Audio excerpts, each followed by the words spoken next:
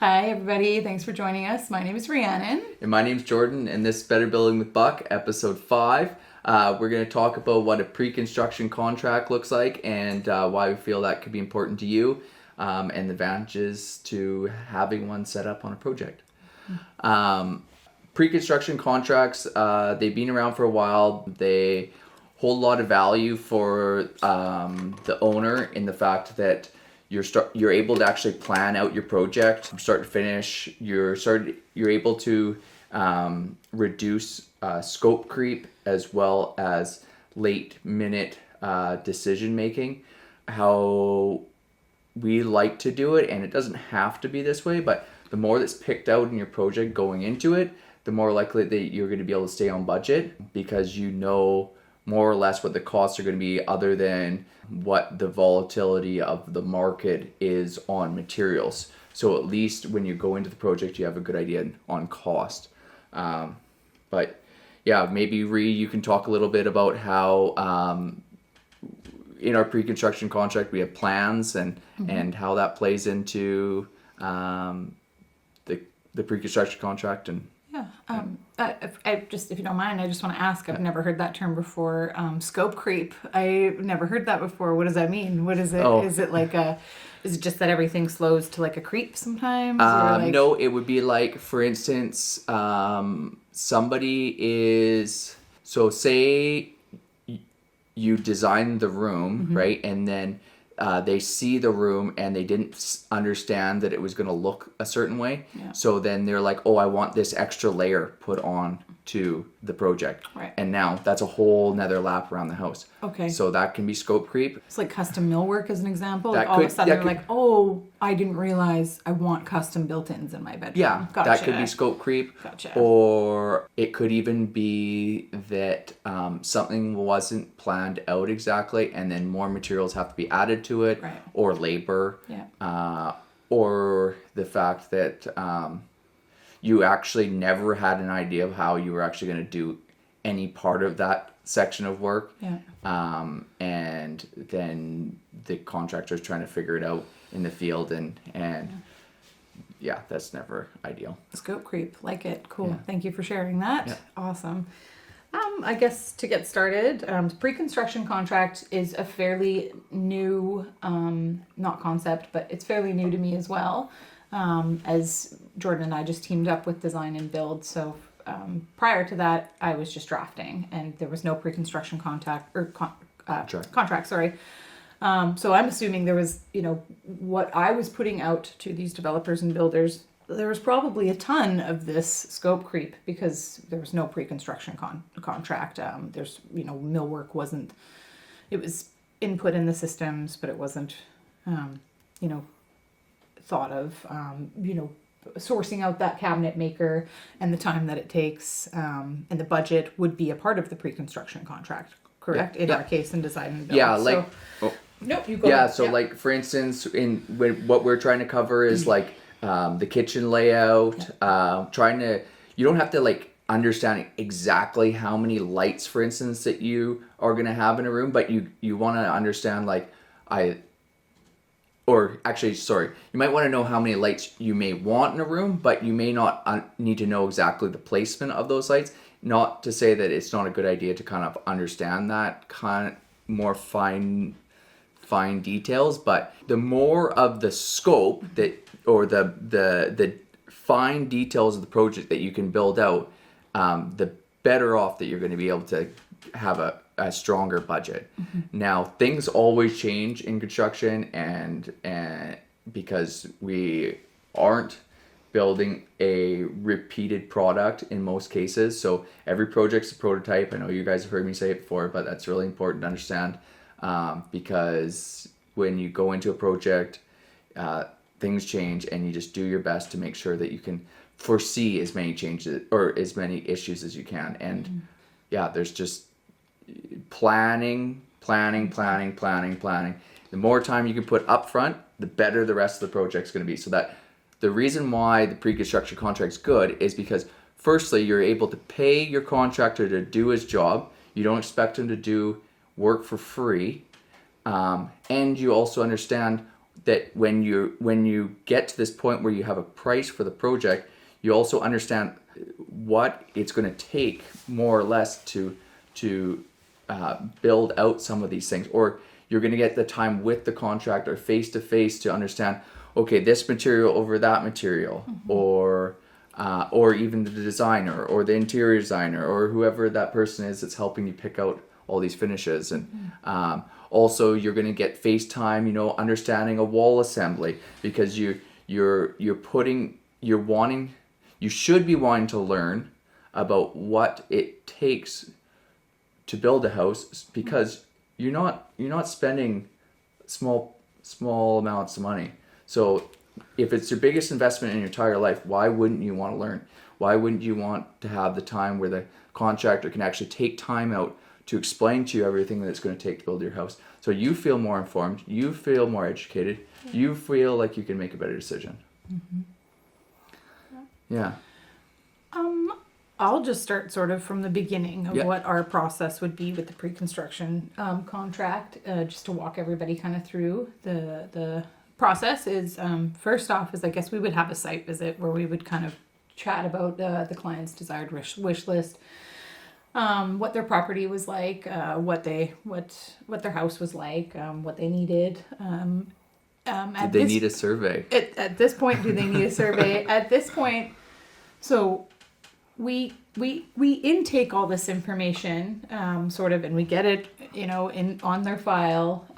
But at that point, we can give you an idea of, like, you might be able to do that, but until we have a survey and you're say you're doing a renovation and your existing house renovated, it really is, things are so subject to change. So your initial meeting is going to be, it's probably going to be a fairly long one, but you're getting to kind of know each other. You're looking through the house and such. It's the first date. It's totally the first date. Yeah, it's like nice and it's filled with hearts and kisses. And then from that point on, we go through and we have to gather all the required information. And 99% of the time we need a survey. I have explained it in the last podcast that it just lessens the risk of running into big problems on the property. So for example, if there's a covenant that we don't know, and all of a sudden, we've planned your extension there and no, we have to start back from square one. So there's a lot of, so we'll have our initial site meeting and then we'll have to get some things lined up. Basically survey being the first thing. It depends on whether you're doing a renovation or a custom house. So just for ease, because I'm working on a couple renovations, let's just pretend this is a renovation I'm discussing with you.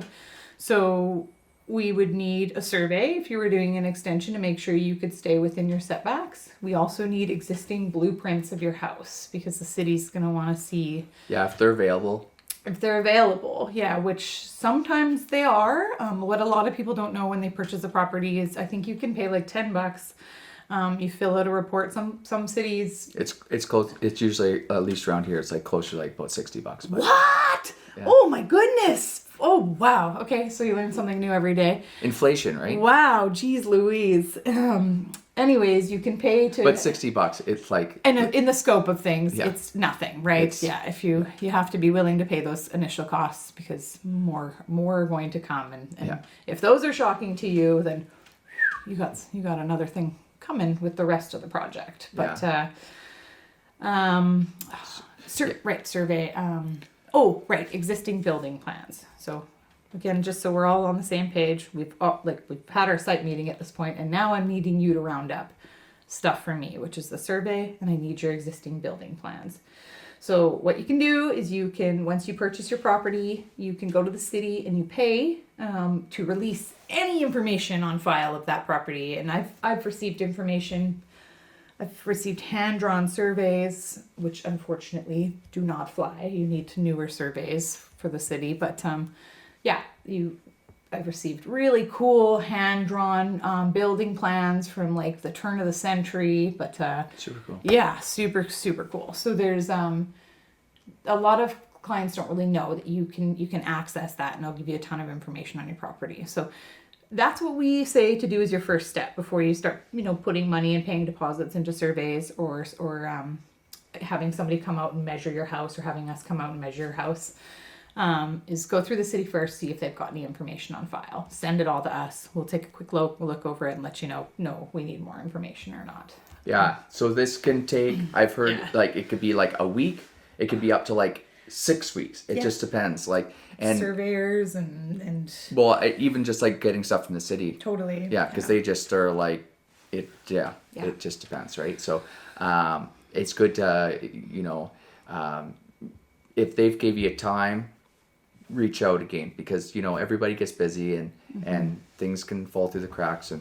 But it's just good to make sure that everybody understands that you're just one step at a time. And we're here to help guide you through those steps. And if you have questions, we can definitely answer them. But at this beginning stage, it's really like a information gathering session. And then I guess from there, we're kind of looking at doing some conceptual drawings, getting that out to you. And then we're at that point, we could potentially be seeing if there's any like engineering type stuff, because that's maybe close too soon, maybe even like, I think depending on the level, that depends. It's actually great that you brought that up. It depends, I think, on the scope of the renovation. Some renovations we would come into right away before I even consider drawing plans for it, being like, have you had an engineer look at this? Right, it's too shanty. Exactly. And I've had engineers and they'll come back with a report saying, they can do this renovation if this type of beam is specified in this area, and then you've covered your bases there. So it just really depends on the level of renovation, but it's good to get an engineer on sometimes before, as well as after if required. Sorry, that was a great point you made. Yeah, I guess the other thing too is like also thinking about getting an energy advisor potentially involved in your project. The earlier that you can actually introduce them into the project, the bigger contributions they can have to the end value of your project. So I'm not an energy advisor, so I only know the information that I've gathered through information or doing other projects and stuff like that. But until you get that model actually done of your house so that you can get feedback on it, sometimes depending on your goals of your project, that may be one of the first steps even before you even go to concept drawing, so that you can understand if we're talking about a renovation, that is. I guess also it could be for new construction, but it really depends on how high your goals will be for high performance, I guess, at that point. So we got the very beginning. Oh, sorry, maybe we don't start at the beginning. It's okay. So I think, like, just to sort of like not wrap up, but kind of just sum up what we've discussed so far, is that the initial process of gathering information usually takes a bit longer than people expect. Like, sometimes, even myself, sometimes I think after the site visit and getting your wish list, I'm like, let's get started. Like, no, I gotta wait 3 weeks for the survey. We gotta draft up the existing floor plans and so on and so forth. So I think we got to that point basically, and then we kind of I guess concept and So like I guess the other thing too is in the pre-construction you could also have a hazardous material test that could be potential. You could have a geotechnical survey that might need to be done. If your survey comes back and there's a riparian zone, we might be needing to reach out to think about having a biologist come and take, like, say you're building on the waterfront, to understand if a biologist has to assess the land as far as how you might attempt to do certain work in areas, to see if it's even feasible or worth doing because of how that environmental impact could happen. What else could be in the pre-construction? Another thing too that I found really interesting, just being new to design and build myself, is that like with my, with one of the projects we just worked on, a custom house, once the plans were finished, Jordan was able to pull all the area. And sorry, what did you, tear-offs? Is that what it's called? Takeoff? Takeoff, yeah. So he and that's part of the pre-construction package too, right? Right, so takeoffs is like once, which I thought was like so cool, just for organization's sake. Like Jordan has all this information now that we've finished the concept. and we're getting it ready for permit submission, he has this area he needs that he can send out to all your sub trades Yeah. and get pretty accurate quotes in the pre-construction contract. Yeah, so for instance, when we talk about this takeoff, I do use a digital takeoff software. So what that's going to do is I take the blueprints that Rhiannon's drawn up, and then I'm putting my own lines and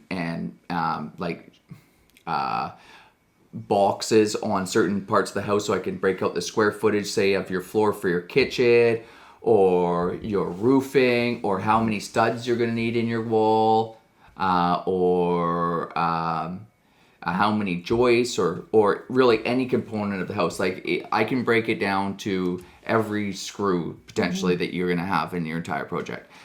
The reason why that has value is when we go to send what we call is a bid request out to the sub, which are our trade partners, which could be like a drywaller, a roofer, what have you. They have an idea of looking at the plans, but also looking at what you have for a takeoff, so that they understand that if you're doing apples to apples for what you're expecting. So in construction, apples to apples is what you're looking for. So when we're doing when I'm sending it out to bid, there's also going to be a scope of work. So the scope of work is detailing out what we're expecting from them, because we've had a conversation about, okay, I want oak flooring that's so wide, and I want that through half my house. Well, I'm going to send that out so that they know what they're pricing.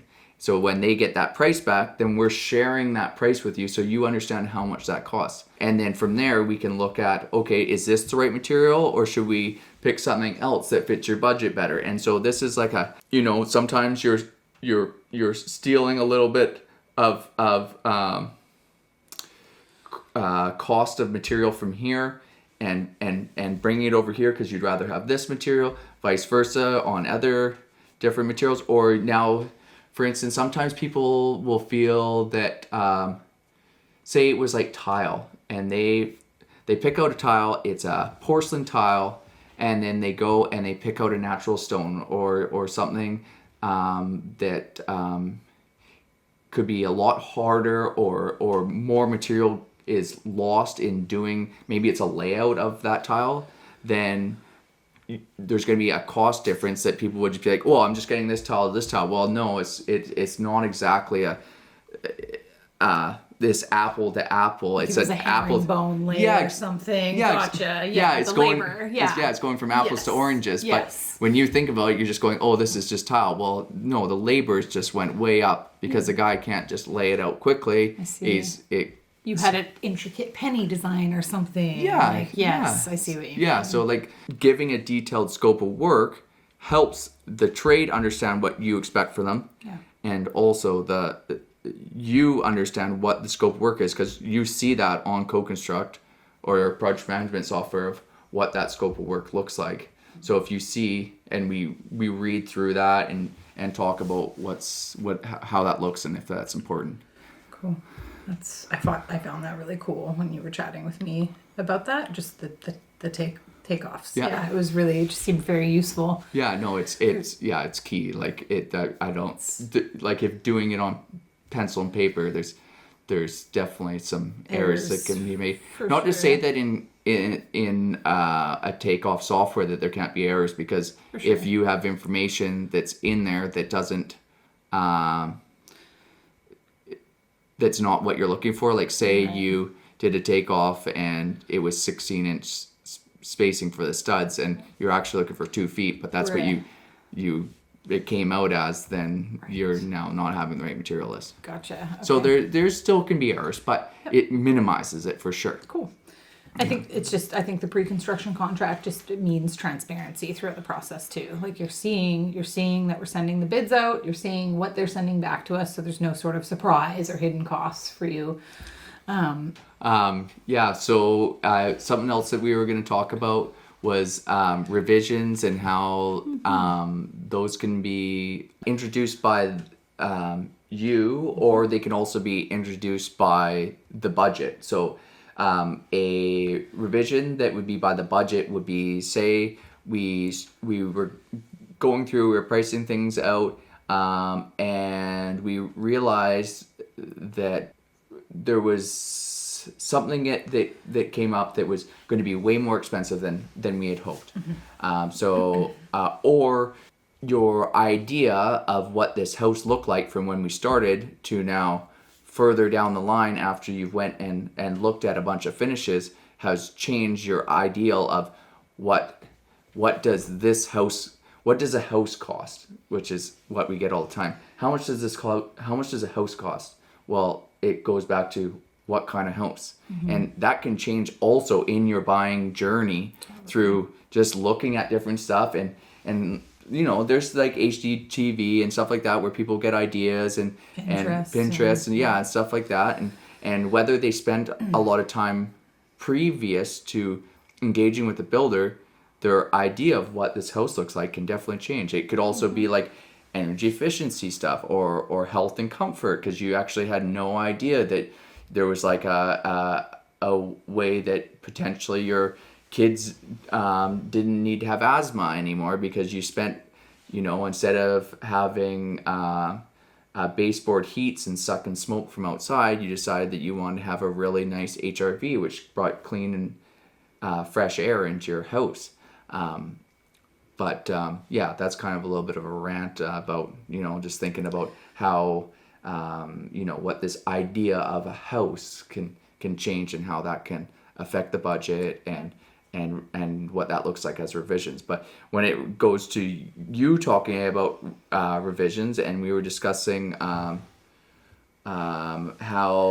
a revision can be, sorry, I Oh no, it's okay. I've noticed in some clients are pretty apprehensive and they Right. have it, in their mind that they can't make any changes. They have it in their mind that like, okay, I'm telling her this and this is the way it's going to be. And no, that's not true.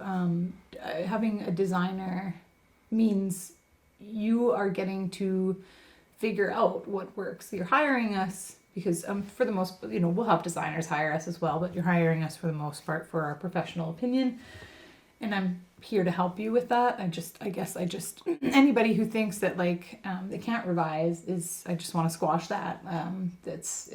It's our job to make sure that you have the home you want or the renovation that you want.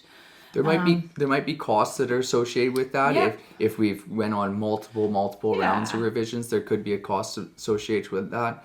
But like the thing is it's so much cheaper to design on paper than it is in the field. Like that's critical to understand that like that pre-planning, and we're talking about a pre-construction contract. The reason why that is because it's cheaper to pre-plan than it is to do it in the field. Especially if you've landed material on the job site and it starts to go up, and then you show up and you don't like it because you didn't put enough. You were rushed into the building process, which often is the case, and I can completely understand why people want to after they buy this property. Oh wow, I'm sitting on a lot of money right now. Yeah. I want to get building. Okay, that's great. I can appreciate that. Okay, well then if that's the case, then you have to be willing to put in a lot of effort with your builder as if it's a part-time job. Mm-hmm. You're having to go with them, look at stuff on a regular basis, not when it's convenient, because the thing is when things get pushed out and out because you're waiting until you have time to do things, and you also are trying to push how fast the start date is on your project, then there's going to be cost that's involved in that. Yeah. I think sometimes you will have this idea of what you want for your house, and then we'll put it on paper, and me and Jordan will say, this isn't going to work. Like, you don't have enough clearance here, and that'll mean a revision just on our word, on our suggestion, or we draw it up and you realize like, ew, no, this is not what I want. Change these things too. It's totally normal to bounce revisions back and forth within the pre-construction phase. As Jordan had said, to a certain extent. I mean, if you've had us revise basically the house is like 3 new custom houses at this point, we'll kind of, oh, okay, well, maybe we should consider additional costs. But what do you find is like a more common revision that comes up that you're like that you if you think back on doing projects, what would be like something that people would be like? Exterior changes? That's a really good question. Like as far as like seeing wall finishes or I think that's a really good question. I feel kind of on the spot here.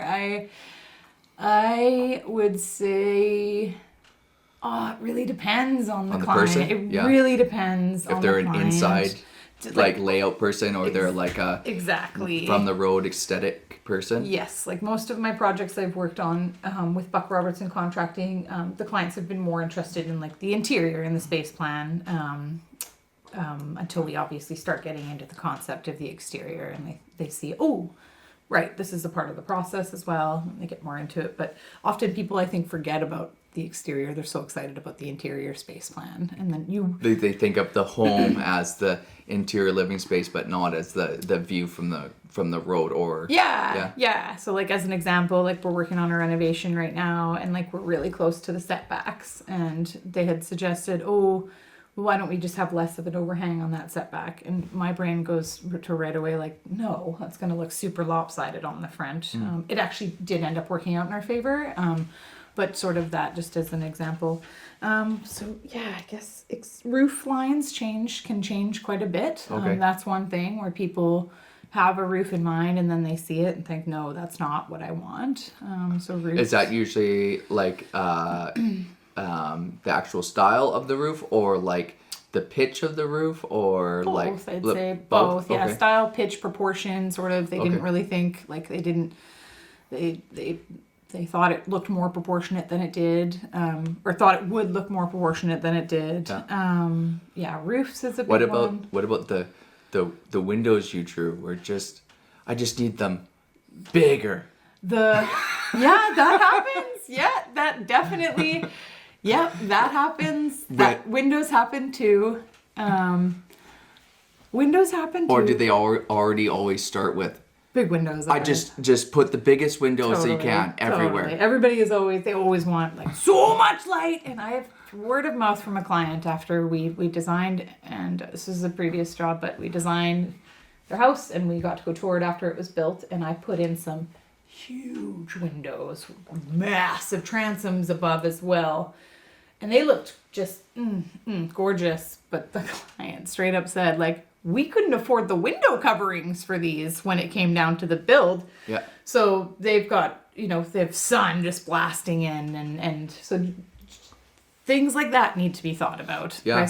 It's funny because like window coverings are often almost the same cost as the window itself. They're so expensive. It's insane. I mean, the quality of the product is just going up, I find, with window coverings, but like with cellular shades and more wooden features and stuff. But sorry, I'm going on a tangent. No, that's good. That's what we're here to do, right? Yeah. Just blurb about the things that we could think of that somebody would think that, maybe I thought of that, maybe I didn't. Yeah. What else? There's so many. Yeah. So roofs often get changed quite a bit. Yeah. Roof lines and bathrooms and kitchens. Those are also, and you would be surprised, but I find my biggest struggle with space planning is en-suites. They can be so difficult to space plan sometimes, and often I find that is the people want to renovate that the most, or they want that to be their special area. So that's often, I think, a frequent change too. Bathrooms are weird, especially like they're You're trying to jam a lot of different things. You really are, and like having the proper clearances, and then trying to stack the plumbing with the other ones. Bathrooms can be a bit funky. Or even just like what your personal level of what you think as like separation between certain things compared to the next person's idea of what as like some people are going to want like the fully closed off bathroom stall, where other people you could have the toilet on the end of the vanity. and some people would choose not to even have a door on it if it's in their master. It's like, okay, well, that's for some people and not for others. It's like that level of comfort of how you feel in that space can be completely different from one another. Totally depends on the client as well. What else to like double vanities? I would rather a single vanity with more counter space for all my products. That would work more for me. And it's funny because it's not very often that both people need to wash their hands in the sink. And maybe I'm wrong, but it's like you're usually one person might be needing the sink, the other person's trying to get ready, or vice versa. But it's funny because you lose so much vanity functionality when you got all this plumbing underneath, as well as the countertop space is one thing, but also like all of your inner cabinet that gets used up because you still have to have the space for the P-trap and everything else that's underneath there. Yes. So in that pre-construction, I guess, going back to that and thinking about I was just thinking, we just talked about bathrooms and kitchens too. It's like understanding what type of kitchen you're hoping early on. It doesn't have to be like the exact, the style at this point is lower on the priority list compared to the shape, or like how many appliances you want to have in there, or like how important it is that your how you're going to function in that kitchen. Like, is it going to be an entertain, like with these open concept, in my mind, the whole idea is that you're able to be in the kitchen but still involved in the rest of the workings of the living space. And when most kitchens now have an island, so then do you have the eating bar there? Is that where you're going to eat, or do you have the living room or like the dining room, like a formal dining room? I don't know many people that use a formal dining room, but it still seems to be something that people are making space for. Oh yeah, for sure. Yeah, just I guess systemically, people I think want those even though they don't use that space. So that's something we could keep in mind moving forward, being like, do you really need a huge 13 by 13 clearance for a dining room table you're never going to use, or can we utilize this in a different way?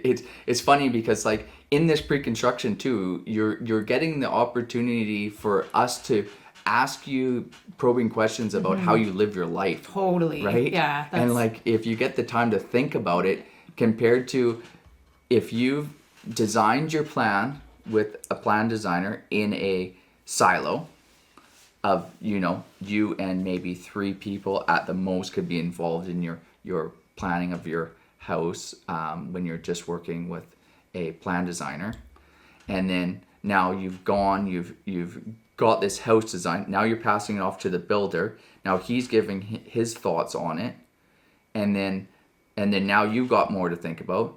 But now at this point, you're so far down the rabbit hole of your plans, and you've paid your plan designer, so at this point you have to pay them hourly to make those changes because they're done. Or sorry, I didn't. No, that's exactly it. It's like the more that you can kind of cycle through your ideas with as many people as possible, the better that you're going to be able to understand what's going to be important to you on your project. Totally. Yeah. I forgot to mention earlier, Jordan had mentioned part of the pre-construction contract having an energy advisor coming in, and also he talked about like rebates with renovations.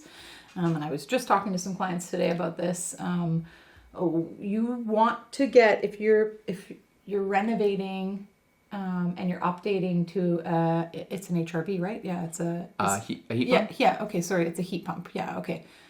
So if you're updating to a heat pump, you get a really big rebate from I think BC Hydro. From BC Hydro. And the only way you can do that is if you get a pre-energy inspection and a post-energy inspection. And I only say this because I helped out some neighbors with theirs, and unfortunately they weren't advised on getting the pre-installation review, and they lost the whole rebate. So he had mentioned it earlier, and for anybody who's looking to do that, just make sure you get a pre-installation for your heating systems. And the goal is when you're getting this energy audit is to benchmark what's existing to compare to where you're going, and that's how they can determine what your grant capability is, because if they don't know what you had before, then how do they know that you're upgrading it at all? So that it's like a proof of inferior to functional or higher performance equipment. Yeah. Yep. Good. Sorry. I think that's like we could probably talk more about pre-construction, and we'd love to chat with anybody that has interest in understanding more about that. There's obviously a cost to a pre-construction contract because nobody works for free. So that's important to understand, and you get value. So the value that you're going to get is you're going to get a scope of work, you're going to get a budget, you're going to get a pre-construction schedule. So that's going to be an idea of how long your project's going to take. Yes, that may change because of material availability, labor availability, your plans getting city delays, engineer delays, any of these things. But at least you have an idea going into it. And so that's that package. We're also delivering a list of sub-trades with contract or estimates so that you know what you're getting into. Hopefully we've got majority to all the material picked out for you at that point. The other thing too about a pre-construction contract is if you want to, you can take that pre-construction contract and then bring it out to bid with other contractors, because at that point you are comparing apples to apples if the pre-construction contract is done well. So that's if there is a scope of work. Yeah. It's important to understand that that's your apples to apples, and material selection. So if you have the right materials picked out, or if you have materials picked out, then you're really comparing apples to apples. Are you sort of talking in a sense where if they didn't build with Buck Robertson and they can present this package? Yeah. I feel like I personally would feel so much more confident going into a build as just a civilian building her house, having that pre-construction contract, as I feel like it's just more fail-safe. Like I've come in, I have the confidence of two professionals behind me who gave me this paperwork, and now I'm handing it to another professional, and it's difficult for the other professionals to question that or something. It would be and it's not even and sometimes it's not even about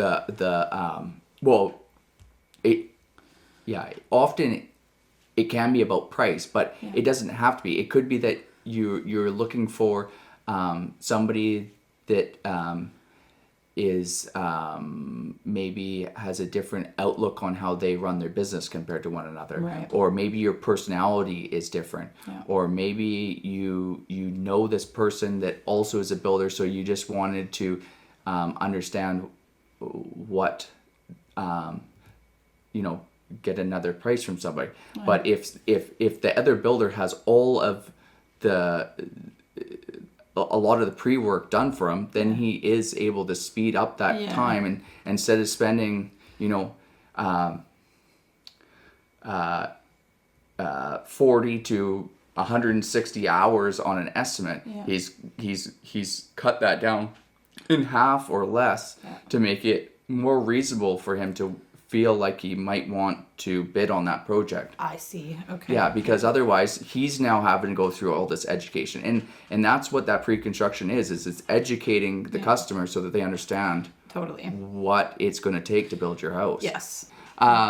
So another thing that we can talk about a little bit in pre-construction contract is you're able to do integrated project design or integrated project delivery, and when what that means is you're able to have input from your trade partners. Say it was your electrician or HVAC contractor, and they can look over your plans and discuss with you, okay, how do we plan to get this from here to there or even like a lighting consultant, Yeah. and understanding how you like the light to come into your room, or how, if we're making a reading nook, how bright that needs to be. Is it all natural light? Is it whatever? But I guess the main thing to understand about the pre-construction is there is going to be value. You're going to get a bunch of deliverables. You're going to feel more informed, whoever you are. We're going to be there. We're going to be there for you to help you understand what's going to be important for you on your house. Yeah. Yeah. It's time to get closest with your designer, and I'm there for you. I'm there to make changes. I'm there for your criticisms. We want to make it perfect for you. So, pre-construction, you're going to be spending a lot of time with me. Right on. Well, yeah, I really appreciate everybody coming to watch another episode. We're on episode 5, pre-construction. You can find us on YouTube, any of the podcast networks, and we look forward to seeing you on the next one. Thank you very much. Yeah. Bye for now. Thanks everybody for joining. See you later.